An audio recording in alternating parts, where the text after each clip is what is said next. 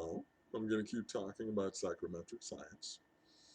The next two videos are going to be corollaries of the functional disequality theory.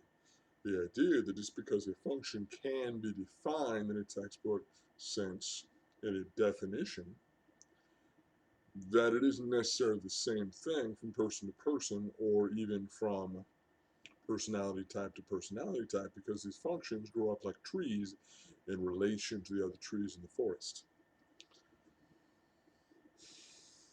Your third function is a greenhouse function. And I mean that not in the environmental science sense, but rather in the botanical or horticultural sense.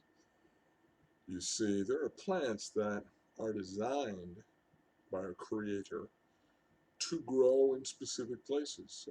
Tropical plants that need heat and humidity and various kinds of soil. And the enthusiastic people that try to grow them in cold climates or temperate climates find that they require a greenhouse. The most common example has to do with orchids and growing those in very specific environments so that people that enjoy flowers can enjoy those in all parts of the world. There are also edible things like pineapple and banana that require very specific environments and mostly have to be trucked in and flown in from various places because they have a home. So, how does this apply to your functions? Well, I think that the prevailing definition tells us that your third function can be developed to be strong and just like anybody else's.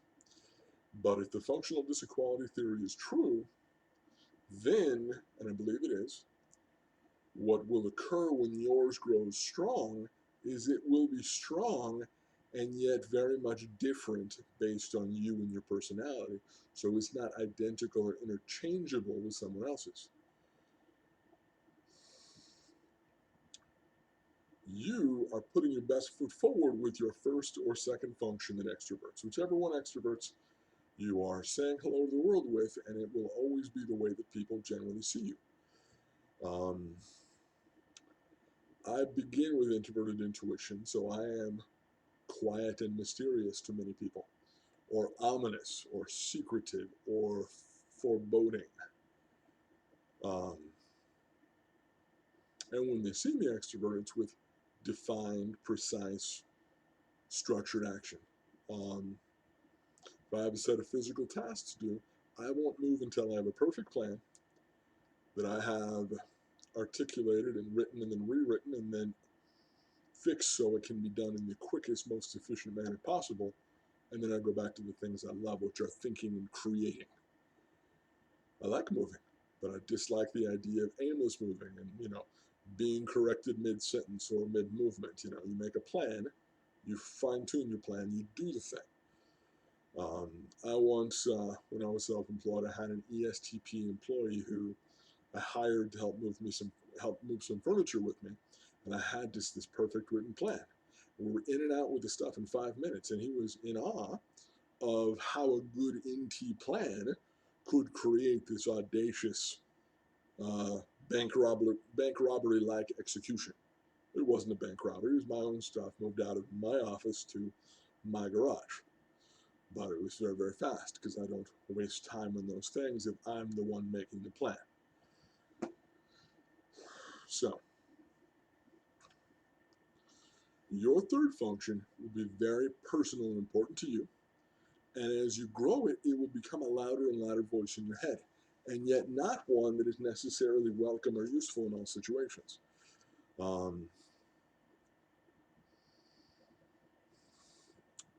the greenhouse is finding the times and places where the specific strengths of your third function are most useful and appreciated and seen as valuable and not detrimental.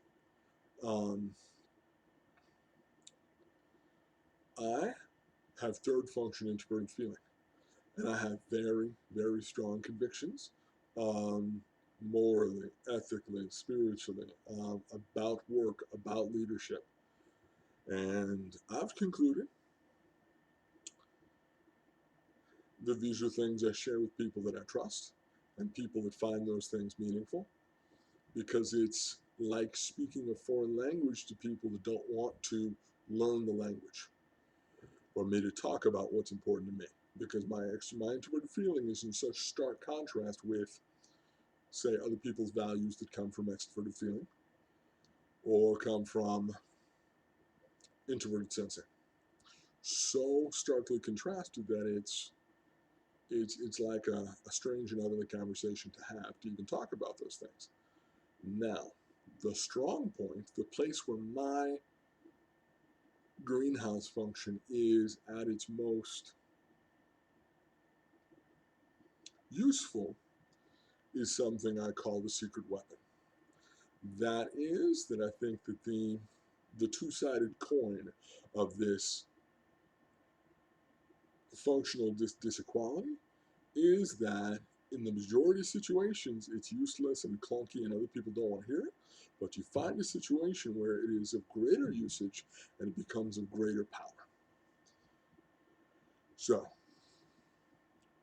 I have, because of that strong and dramatic introverted feeling, which most people don't get to see or experience because it's very private and personal to me and has received mostly a negative response from the outside world, is that it flows through me as a performer, it flows through me as an artist, as a songwriter.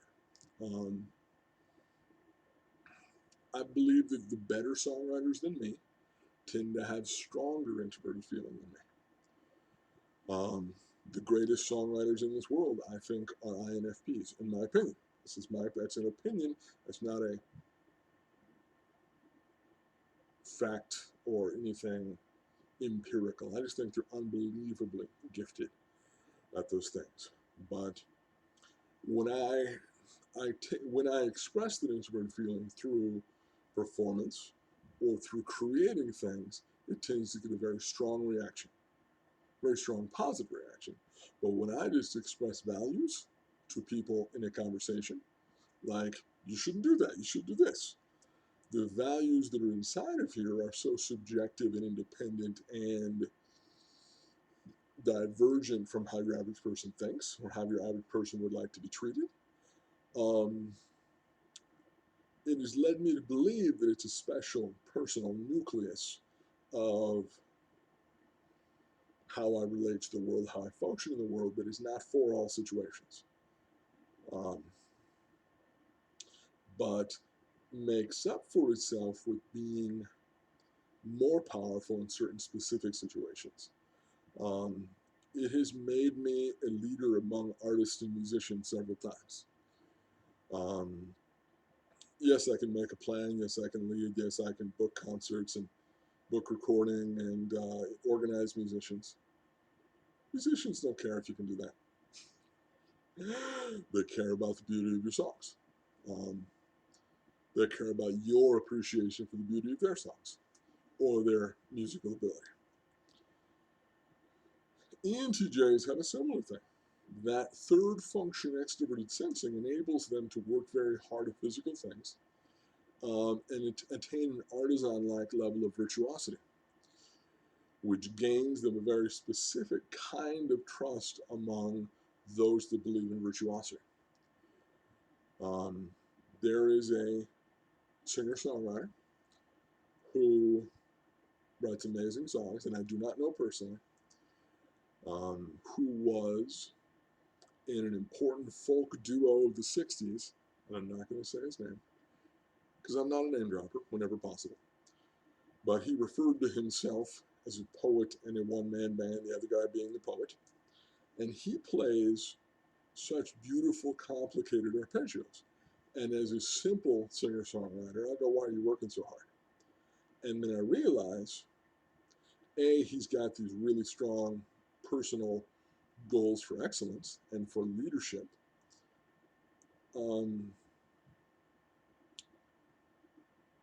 And B, I think he's an ENTJ. And he's setting high standards, but then he's able to have a virtuoso level of ability on the instrument which gains a specific hierarchy over musicians that are interested in the technical aspect of things. But it's a very specific, like, superpower that they have that I've not seen in other personality types. That they can, see, I think his level of arpeggio is comparable to the shredders of the 80s, who were showing off on purpose. Now, this singer-songwriter doesn't show off, but his constant level of excellence says, hey, were you to test me, you'd find out I was the best technical musician in the room. I'm not, but he is. And so that level of virtuosic ability wouldn't necessarily impress other NTs who want to talk about ideas, who want to talk about plans and execution and concepts. But if you want a bunch of technical people to follow you anywhere, you develop a technical skill level that rises above theirs, that is just supplemental to your already set of impressive intellectual and plan-making, problem-solving plans, ideas. The INTP. Apparently, I'm just talking about NTs right now. Of the NTs, the one most likely to be listened to by scientists, the one most likely to be listened to by academics, it's that third function, introverted sensing, that makes them a wet blanket among primary intuitives, makes them critical because they remind us of the rules and how things are supposed to be, and you can't do it that way. Talking to your favorite record producer. Only one person knows who I'm talking about. Well, several people know. If that person watches, maybe he'll tell me. The person who was the producer and recording engineer for most of the musical projects in my life is an INTP and very interested in these tiny, finite, detailed things, and is a student of the recording process, and definitely willing to tell me what is considered impossible, what's considered not best practices. And there's this thing inside of me that says I have to rebel against that. But it makes an Einstein someone that no matter how irreverent they are in their interactions, communicates in a way that other scientists have to acknowledge, have to respond to. Because there's a way that that third function, which is, as I said, the wet blanket of NT conversations, it's a passport into sensory thinkers' way of communicating about science and reality.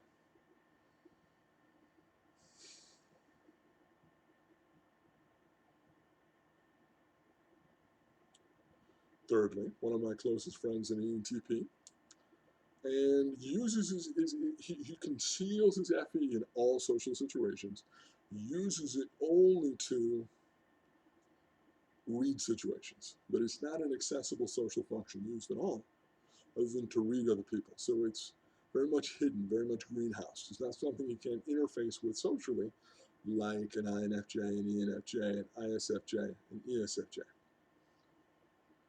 So that is third function, greenhouse and secret weapon, both corollaries of functional disequality theory. Hope you've had a fantastic experience. Be blessed, be strong, like, subscribe, disagree with me. Thank you. Have a wonderful day.